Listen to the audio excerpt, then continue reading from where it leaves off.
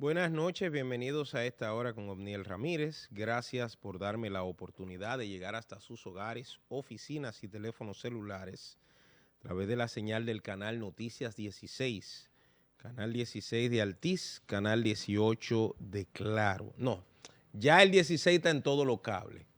Ya el 16 está en todos los cables, en Claro, en Altiz, en este, en el otro. Gracias también a los que están a través del canal 85 de Claro, 85 de Wing Telecom, Voz Media Network. Es un honor compartir con los que en este momento están entrando a mi canal de YouTube de Primera Mano RD.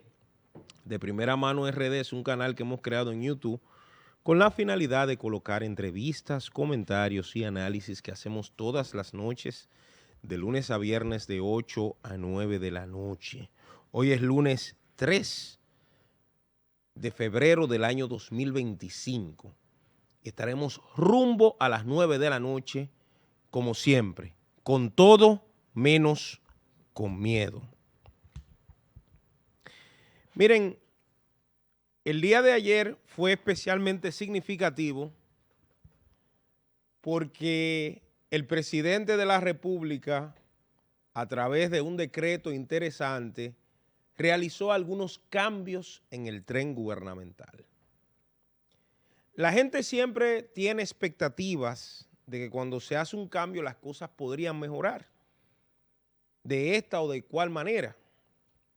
Bueno, durante años los dominicanos estaban pidiendo que determinadas personas que son parte o eran parte del tren gubernamental del presidente Abinader fueran destituidos. Porque la gente se cogió con ellos. No, porque la gestión era muy pobre, porque su gestión era poco transparente, porque su gestión era ineficiente. Por ejemplo, uno de los personajes más odiados fue el actual ministro de Educación, Ángel Hernández. Ángel Hernández llegó al Ministerio de Educación sustituyendo al que hasta ese momento era jefe de campaña y una persona de la estrecha cercanía de Abinader, Roberto Furcal. Furcal lo comienzan a mencionar en diferentes escándalos de corrupción. Los libros, las tablets, contratistas, hasta flores, ahí hubo escándalo en todo, las clases por televisión. Y los escándalos fueron creciendo y creciendo, que en un momento determinado el presidente no aguantó y destituye a Furcal. Y el as que tenían debajo de la manga era un asesor llamado Ángel Hernández. Su vida privada, rector, dueño de la Universidad Abierta para Adultos, UAPA. Bueno, el señor Hernández llegó y desde que llegó a Educación comenzó a acabar con la gestión de Furcal. Y yo estaba de acuerdo, porque muchas de las cosas que él decía no solo le hacían sentido a uno, sino que lo habíamos visto y lo habíamos criticado. Los altos niveles de corrupción, la poca efectividad del ministerio, entre otras cosas. Furcal había llegado bajo una promesa y había incumplido. Por eso Hernández, Ángel, se presentaba como la opción. Señores, desde que ese hombrecito llegó al Ministerio de Educación, el Ministerio de Educación terminó de caer en el peor de los momentos. No había nombramiento para los maestros. El mega presupuesto que manejó ese señor no lo sabía emplear correctamente. Los escándalos de corrupción volvieron a surgir. Yo recuerdo que la primera declaración que dio el señor Ángel Hernández era que él, como ministro de Educación, se había dado cuenta que ni siquiera habían butacas, sillas en las escuelas para que los niños se sentaran. Yo entendía que una de sus primeras decisiones era comprar butacas, porque si él estaba criticando eso, se supone que él lo iba a hacer de forma diferente. Ya no solo había no habían butacas, no habían sillas, no. No había papel de baño en las escuelas. no había ACE para lavar los baños, no había nada. Ni siquiera maestros para dar las clases. Hace 2 semanas surgió un reportaje de un pueblo de aquí de República Dominicana donde lamentablemente los niños estaban recibiendo clases en una funeraria. Usted sabe lo que significa eso, quizá usted no lo ha podido entender. Estamos hablando, amigos míos, de cerca de 253,000 millones de pesos manejados por este andrajoso, y que al final ese dinero, el tipo ni siquiera pudo construir una escuela, comprarle papel de baño a los niños, comprarle toalla sanitaria a las niñas, no. Y al final del año se despacha diciendo que hasta dinero le sobró. Pero ¿cómo te sobró si ni siquiera pudiste hacer lo que tenías que hacer para que la educación tuviera mayores niveles de calidad? Bueno, ayer el presidente lo destituye, pero designa en su lugar al señor Luis Miguel de Camps. Luis Miguel de Camps, hijo de Atuey, que el único mérito que tiene para estar en esa posición es ser hijo de Atuey. Y yo me sé la historia perfectamente. Miren, cuando se murió Atuey, el presidente de ese partido era Ráfaga Mundi Cordero. Pero como Ráfaga Mundi Cordero no era hijo de Atuey, no podía dirigir el partido que era de Atuey. Aquí los partidos políticos, yo he insistido que son herencias, que los papás se lo dejan a los hijos para cogernos a nosotros de pendejos, para votar y para ellos seguirse haciendo ricos. El hecho es que Luis Miguel, que nunca había hecho trabajo político, a la muerte de su papá hereda el partido.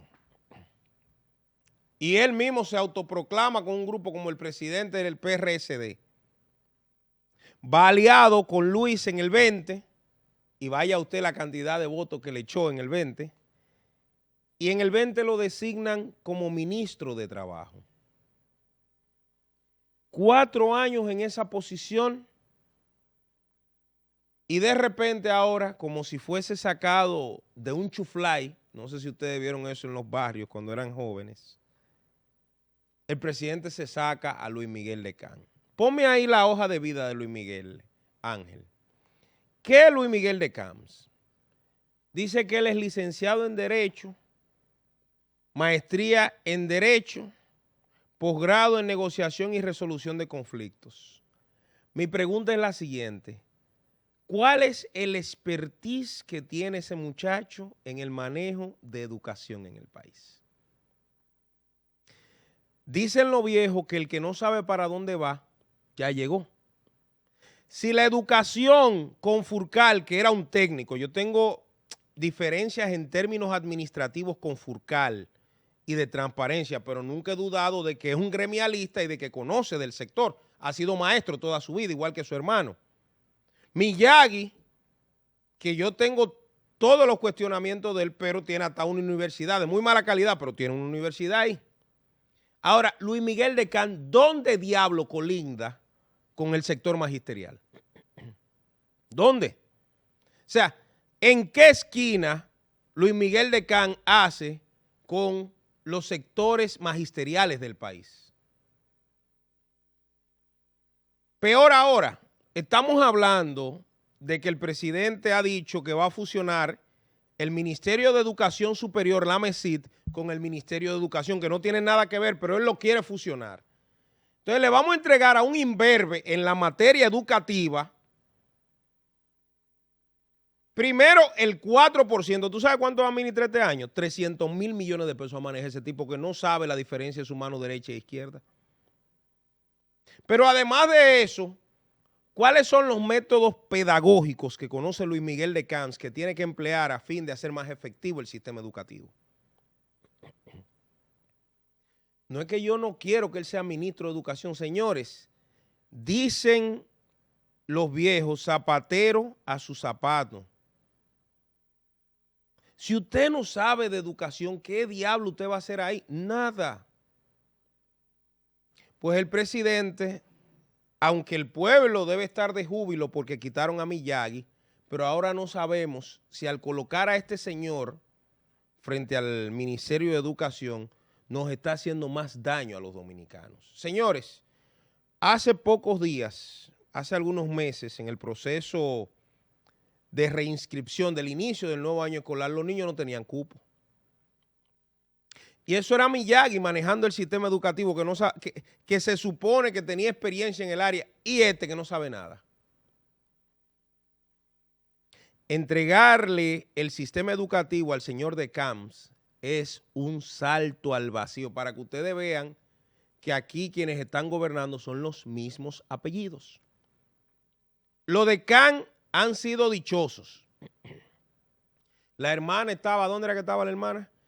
En medio ambiente. La madrastra, la mamá de la hermana, estaba en cultura y antes estaba en la dirección de comunicaciones del gobierno. Le ha ido bien. Qué bien se vive del apellido de una gente. Ahora, lo que no tenemos que aguantarnos esa vaina somos los dominicanos. Un ministro de Educación que no sabe de eso. Imagínense ustedes. Otra de las designaciones, de las destituciones y designaciones, fue la del señor Deligne Ascensión. Todo el mundo sabe que yo todos los días hablaba aquí de ese señor. Tanto es así que cuando un grupo de compañeros de los medios de comunicación, con todo el derecho que tienen de defender lo indefendible, comenzaron a decir que había una campaña para dañar a Deligne, que los contratistas, que el 9, que el diablo y que su hermano, toda esa porquería. Cuando algunos comenzaron tratando de vender ese sueño, yo dije desde aquí que eso era mentira. Que el ministro más incompetente, más inoperante, más bruto, más blandengue y más inescrupuloso era ese señor. Que ese señor lo que estaba era en otra cosa. Jalándose la cara, privando de muchachito, no precisamente para su esposa. Y ese caballero, no hay un proyecto de los que él haya iniciado que los haya terminado. Señores, Deligne ha sido tan mal ministro que la población ha comenzado a desear los ministros de otros gobiernos.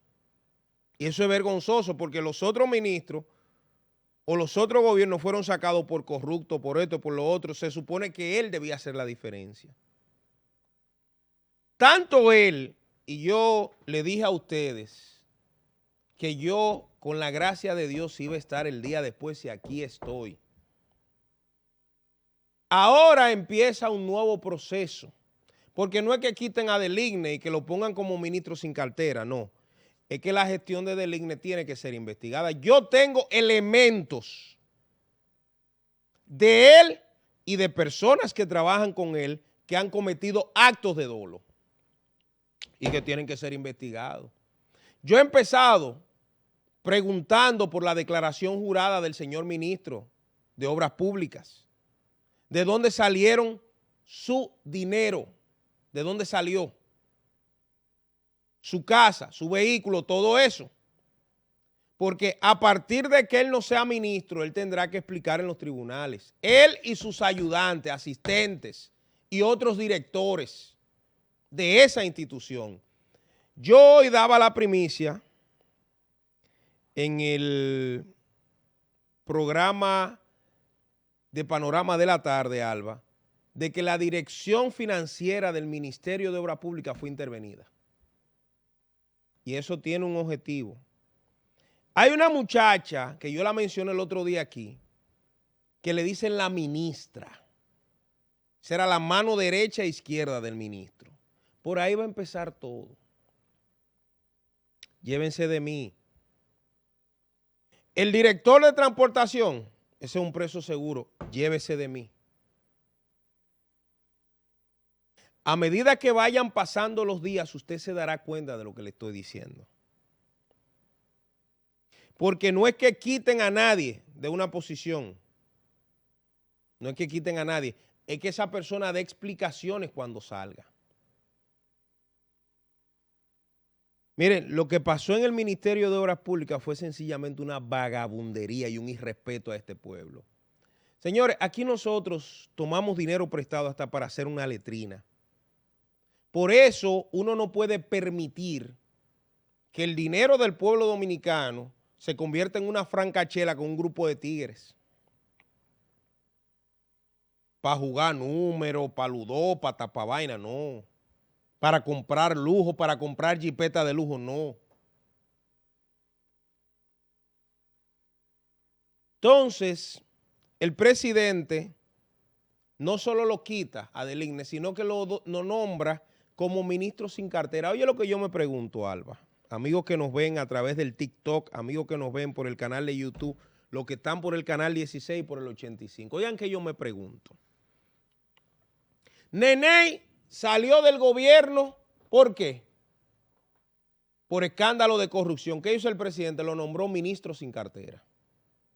Furcal salió de educación, ¿por qué? Por escándalo de corrupción. ¿Qué hizo el presidente? Lo nombró ministro sin cartera. Deligne sale como el más incompetente y corrupto del Ministerio de Obras Públicas. ¿Y qué hace el presidente? Lo nombra ministro sin cartera.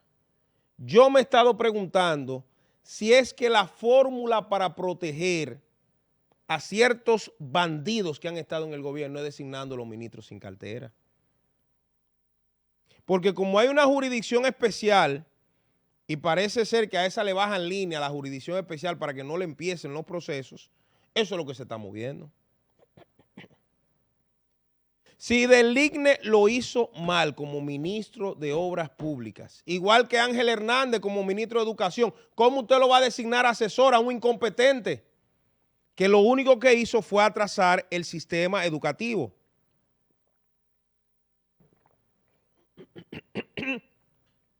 Yo decía hoy en uno de los videos que hoy inició el cambio dentro del cambio.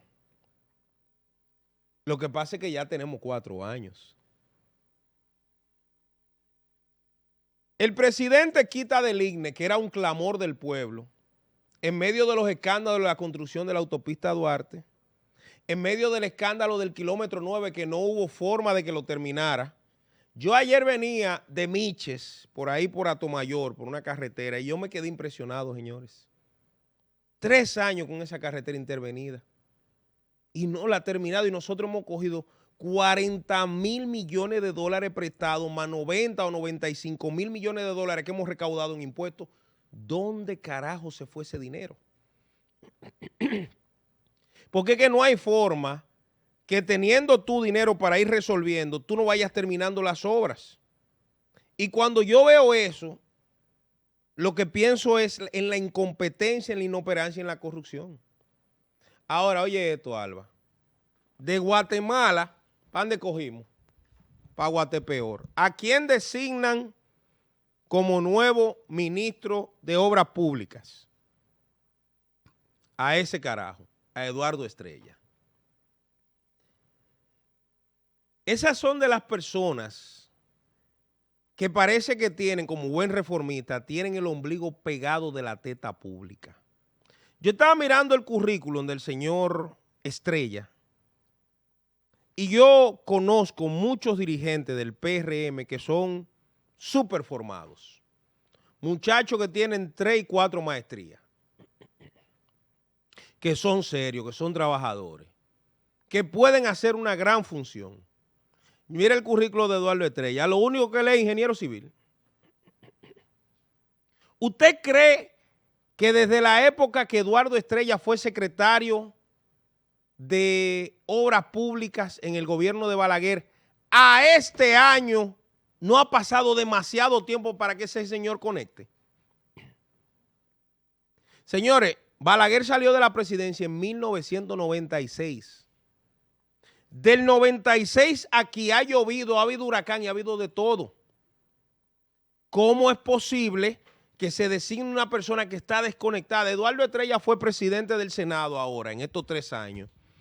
Y lo primero que estaban molestos eran los senadores. Los senadores le decían a él el puente roto porque no resolvía ningún problema.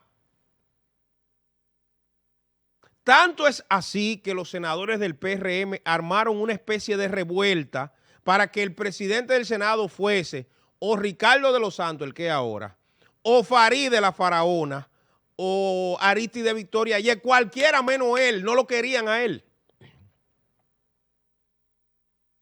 Por la incapacidad de ese señor. Y yo digo, ¿y si este señor simplemente sus compañeros senadores no lo querían? Por eso él estaba guapito, porque a él le quitaron la presidencia del Senado, él estaba enojado. Si ese señor como ministro, como presidente del Senado, que maneja 32 senadores, 31 senadores, la agenda y la vaina y qué sé yo cuánto, usted se imagina poner a este señor 30 años después de salir de la dirección del Estado a dirigir el ministerio más importante del país. Entonces colocamos en educación una persona que no sabe ni papa de lo que va a hacer y colocamos en obra pública un pasado meridiano que ese no sabe lo que va a hacer. Y ese se le fue la guagua hace tiempo. 71 años tiene, Alba. Hasta por un asunto de movilidad. Una persona de 71 años, que no está viejo, pero ya es una persona que ya va entrando a la ancianidad. Usted sabe lo que significa coger el trote de recorrer el país a visitar obra por obra, a ver lo que se está haciendo. ¿Cómo va? ¿Qué va a hacer? ¿Por dónde va? Los recursos.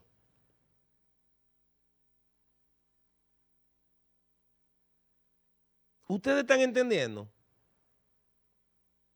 Dice aquí Daniel Melo en el canal de YouTube que a Eduardo Estrella los senadores no lo querían, era por serio. Eso es mentira, no era por eso. Si él es tan serio, ¿por qué siendo presidente del Senado nunca conoció el contrato de cuestionamiento sobre los terrenos del canódromo de Carlos Bonilla, donde el hijo de él es viceministro en el MIBET? Aquí todos nos conocemos, no somos tan pendejos, señor Melo. Aquí las montañas de seriedad y de legalidad se han caído. Eso era Mickey Jacobo, un personaje que hacía Anthony Ríos. Ya aquí no hay montaña de legalidad, olvídese de eso. Lo que sí yo le puedo decir a ustedes es que la designación de Eduardo Estrella, si Del INE era un incompetente, prepárense con Eduardo Estrella. Prepárense. Lo primero que él va a durar 6 meses tratando de ponerse al día ahí. Y después de ahí, ahora él va a venir con su discurso. Porque hay tipos también que en su mente lo único que tienen es querer ser presidente. Y claro, la perfecta oportunidad es tu administrar ese megapresupuesto ahora. Hasta joven ahorita se pone. Ahorita se tiñe cuando viene a ver. Antes de ir a la pausa, una de las destituciones más esperadas era la de Bartolomé Pujals, Bartolomeo, como yo le he dicho, director de la OCTIC. Pero el sábado pasó algo que llamó particularmente mi atención. El presidente estaba inaugurando una obra, el punto GOV, o sea, el punto donde están todas las oficinas del gobierno, en el Bravo, en el supermercado Bravo de San Cristóbal, y el presidente del supermercado Bravo dio un discurso donde hasta cierto punto, algunos dicen que metió la pata, porque el señor decía en su discurso que quien aprobó que le dieran el contrato de que se hiciera el punto GOV en el supermercado Bravo de San Cristóbal fue el presidente. Ustedes saben que la OCTI está en medio de varios escándalos. Uno de los escándalos es la cantidad de alquileres multimillonarios que es una nueva modalidad de engañar al Estado Dominicano. Por ejemplo, nosotros mostramos a través del periódico Panorama lo que pasó en la zona de Punta Cana, donde ellos pretendían alquilar un local en 300 millones de pesos de una plaza que no existía. Dicho local, dicha plaza, era nada más y nada menos que de Carlos Bonilla. Con lo que hacían la plaza, le iban a alquilar en 300 millones. Con lo que hacían la plaza, iban a alquilar un local. El hecho es que si usted lee el estudio de factibilidad del proyecto, dice que en esa plaza pernotaban 5,000 personas, pero la plaza ni siquiera se han construido. Que habían 300 parqueos, pero la plaza no se ha construido. Todo para darle ese proyecto al señor Carlos Bonilla y a otro señor llamado Jacinto Honley. Eso fue Bartolomé Pujals. Mi pregunta es la siguiente. ¿Por qué el presidente de la República, en medio de los escándalos de Bartolomé, lo destituye, pero al mismo tiempo lo premia enviándolo como embajador ante la OASI? ¿Alguien podría responderme eso?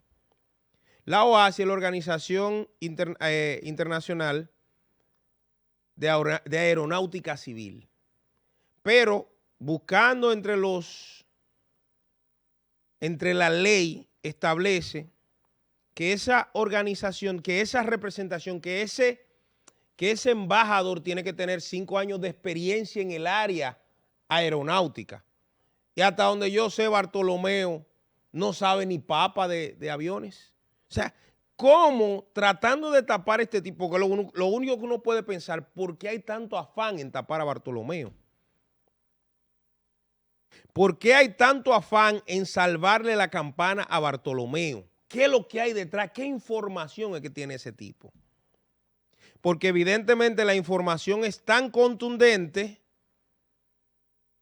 que podría afectar incluso el actual gobierno y al presidente de la República. Por eso que yo estoy pidiendo, ¿por qué a Bartolomeo, que lo vamos a someter a la justicia? Ya Carlos Peña le puso una querella, ahora nosotros, la Fundación Transparencia Total, tiene otra cosa que aportarle al país. ¿Por qué este tipo que ha transgredido, que ha violado toda norma básica, lo premian con otro decreto? Peor, un decreto que le da inmunidad. Yo tengo muchos cuestionamientos sobre ese caso y parece que nadie tiene la respuesta. Parece que nadie tiene la respuesta. Vamos a ir a la pausa. En breve volvemos porque queda mucho sazón que analizar. No se mueva.